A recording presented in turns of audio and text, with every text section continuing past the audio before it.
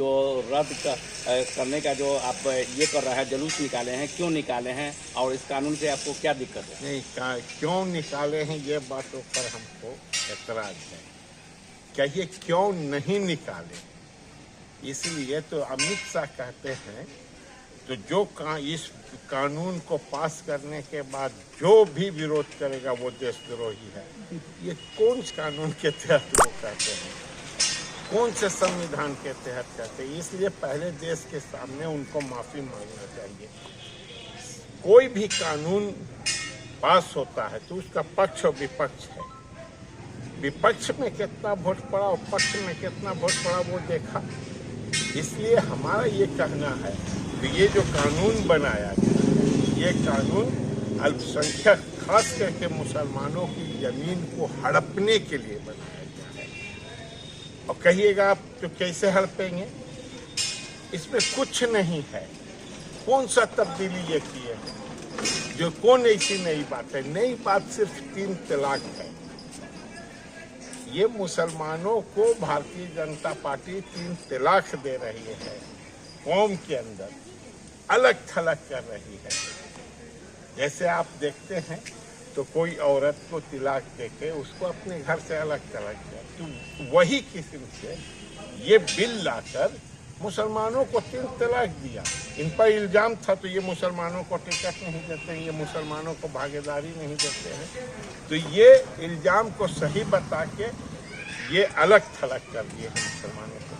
और मुसलमानों की संपत्ति को बेचने का अधिकार सरकार ने पहली बार दिया है। और वो क्या कह के दिया है? तो हम वंचित मुसलमानों को न्याय देंगे, महिलाओं को न्याय देंगे। लेकिन मुब लिंचिंग इस देश में मुसलमानों का हुआ, औरतों का इज्जत लूटा जा रहा है। क्या मोदी जी, अमित जी इसका जवाब दे सकते हैं? इसलिए हम समझते हैं तो ये वक्फ बोर्ड के जो कानून है इसके खिलाफ हर नागरिक को होना चाहिए। और इसलिए होना चाहिए तो बाबरी मस्जिद को तोड़ना ये बहुत मायने नहीं रखा, लेकिन इस कानून के तहत मरे मुर्दे को उखाड़ा जाएगा, कब्र के अंदर से लाश निकाला जाएगा। और ये लाश जब निकलेगा तो वहाँ देश की एकता अखंडता टूटेगा। और यही खदशा है जो देश को बनाने वाले हैं, जो देशभक्त हैं, और इनके नापाक साजिश को हम लोग समझ रहे हैं। केंद्र सरकार तो कह रही है कि कोई भी कब्रिस्तान हो, मस्जिद हो, कोई भी मज़ार हो, किसी को तोड़ा नहीं जाएगा। अच्छा, ये केंद्र सरकार कब नहीं कहा? अटल बिहारी वाजपेयी ने कहा तो आज सबसे दुर्भाग्य का दिन है जो बाबरी मस्जिद का गुंबद टूटा। वो दुर्भाग्य कहाँ चला गया? उन्होंने कहा तो कश्मीर के अंदर में तमाम हिंदुओं को जमीन दिया जाएगा। कौन कश्मीर में हिंदू जमीन लेने जा रहे हैं? सब अडानी ले रहा है, मालूम है ना? उसी किस्म से कह रहे हैं तो हम न्याय देंगे मुसलमान के औरतों को, हम न्याय देंगे।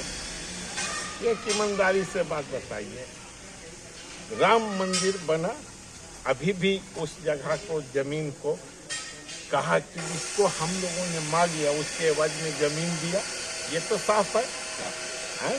मुसलमान उस पर राजी हो गया, कानून को, संविधान, देश को मानते हुए राजी हो गया।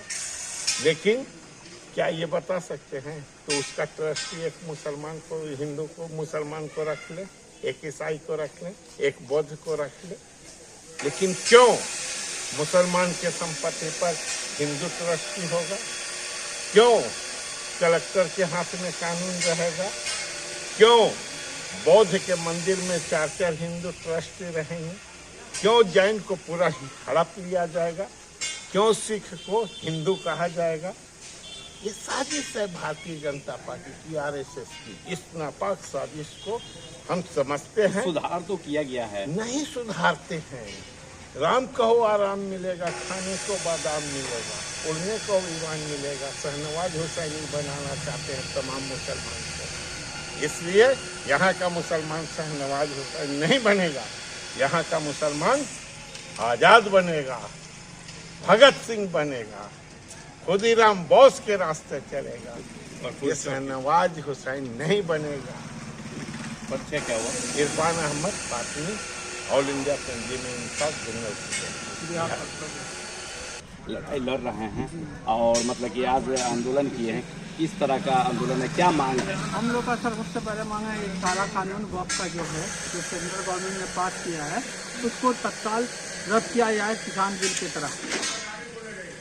अगर वो रद्द नहीं करते हैं तो ऑल इंडिया तंजीम इंसाफ पूरे देश में आंदोलन करेगी। इसके लिए कि मतलब कि जो है क्या मांग कर रहे हैं? इसके लिए हम लोग यही मांग कर रहे हैं कि कानून रद्द करने के लिए ही हम लोग आंदोलन कर रहे हैं। प्लस सुप्रीम कोर्ट भी हम लोग गए हैं। हाँ, डी राजा साहब हमारे कम्युनिस्ट पार्टी के ऑल इंडिया के सेक्रेटरी हैं, उन्होंने सुप्रीम कोर्ट में रिट फाइल किया है। आप सुप्रीम कोर्ट का जो आदेश होगा उसके बाद ही हम लोग आगे की रणनीति बनाएंगे। तो क्या परिचय हुआ? परिचय सब्बर हसन, डिस्ट्रिक्ट कन्वीनर तंजीम इंसाफ CPI। ये आज वक्फ कानून रद्द करो का आज मतलब कि जुलूस निकाले हैं और सरकार से क्या मांगे हैं, इससे आप लोग को क्या दिक्कत हो रही है वो बताएं। मोदी की सरकार चल रही है और इस मोदी के 11 वर्षों के कार्यकाल में देश में बेशुमार महंगाई बढ़ी, जनता त्रस्त है। नारा दिए थे 2014 में कि बहुत हुई महंगाई की मार, अब की बार मोदी सरकार।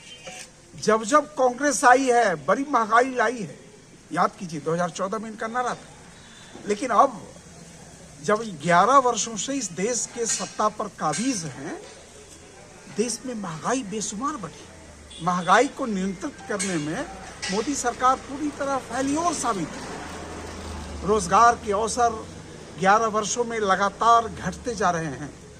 जितने सार्वजनिक उपक्रम हैं उनको निजी के हाथों में औने पौने दाम पर दिए जा रहे हैं। अंबानी और अडानी के हाथों सौंपा जा रहा है। कृषि संकट में है। नौजवान रोजगार के तलाश में दर दर की खाक छान रहे हैं। 10 करोड़ नौजवानों को हर साल नौकरी देने का वादा किया था। विदेशों में जमा काले धन को 90 दिनों में वापस लेने का ख्वाब दिखाया था देश के लोग। और 11 वर्षों के कार्यकाल में अब जनता उसका हिसाब नहीं पूछे तो भावनात्मक मुद्दे को उछाला जा रहा है। देश के बहुसंख्यक हिंदुओं को कैसे गोलबंद करें, इसके लिए वक्फ कानून के अलावा इनके पास कोई चारा नहीं था, क्योंकि राम मंदिर का इनका बुलबुला फूट चुका। तो वक्फ कानून बनाकर वक्फ कानून में सुधार की गुंजाइश थी। 1956 में यह कानून बना, बीच में कई बार संविधान में अमेंडमेंट किए गए। आज भी यह महसूस किया जा रहा था कि वक्फ बोर्ड के कानून में सुधार किया जाए, लेकिन केंद्र सरकार की मंशा उसमें सुधार करने का नहीं है। इस सुधार के नाम पर वो उसको हड़पना चाह रहे हैं वक्फ की संपत्ति, और सिर्फ वक्फ की संपत्ति यानी मुसलमानों की संपत्ति हड़पना नहीं चाहते हैं। इनका लंबा ये नज़ीर बनेगा और ये जो सिखों की संपत्ति है, जैनों की संपत्ति है, मंदिर और मठों की जो संपत्ति है, क्रिश्चन का जो संपत्ति है, इन तमाम पर इनकी गिद्ध दृष्टि है। और ये देश के जो इनके याराना पूंजीपति है, कॉरपोरेट घराने हैं, अडानी और अंबानी के हिफाजत में, उनकी रक्षा के लिए, उनको जमीन मुहैया कराने के लिए ये तरह तरह के कानून बना रहे हैं। और उनकी मंशा है कि अगर मुस्लिम मैदान में उतरेंगे तो हिंदू गोलबंद हो जाएगा, और हिंदू गोलबंद हो जाएगा तो फिर से हमारी सरकार, अभी कई राज्यों में चुनाव होने देश के, तो उन राज्यों में उनकी सरकार बन जाएगी। सीधा मंशा है। अगर मुस्लिम जितना एग्रेसिव होगा उतना ही हिंदू पोलराइज हो जाएगा। लेकिन उनको शायद यह पता नहीं है कि हमारा देश एकता का मिसाल है। यहाँ कई संस्कृति, कई धर्म के मानने वाले लोग सदियों से रहते रहे। देश की आज़ादी की लड़ाई में, आज़ाद भारत में कैसा भारत हमारा बने, इसके लिए सभी तमाम धर्म के लोग, तमाम भाषा के लोग कुर्बानियाँ दी है, शहादत देकर संघर्ष किया है। और इनकी काले कानून के खिलाफ भी केवल मुसलमान नहीं है, इस देश के तमाम इंसाफ पसंद लोग, जो इस देश को प्यार करता है, जो जिसको इस देश से मोहब्बत है, इस काले कानून के खिलाफ है। और इस काले कानून का प्रतिवाद पूरे देश व्यापी हो रहा है। हमें इस बात की खुशी है कि ऑल इंडिया तंजीम इंसाफ आज 12 अप्रैल को बिहार के तमाम जिला मुख्यालयों पर प्रोटेस्ट मार्च निकालकर इस काले कानून का विरोध कर रही है। इस काले कानून को रद्द करने की मांग कर रही है। हमारे सुप्रीम कोर्ट में भी रिट याचिका दायर की गई है। हमें भरोसा है सुप्रीम कोर्ट पर भी कि न्यायालय निश्चित तौर पर हस्तक्षेप करेगा और मोदी सरकार को भी जो निरंकुश हो गई है, जो हिटलर और मुसोलिनी के रास्ते पर तानाशाह बन के देश चलाना चाह रही है, उन पर भी अंकुश लगेगा। ये हम उम्मीद करते हैं। अजय कुमार सिंह, राज्य सचिव मंडल सदस्य, भारतीय कम्युनिस्ट पार्टी।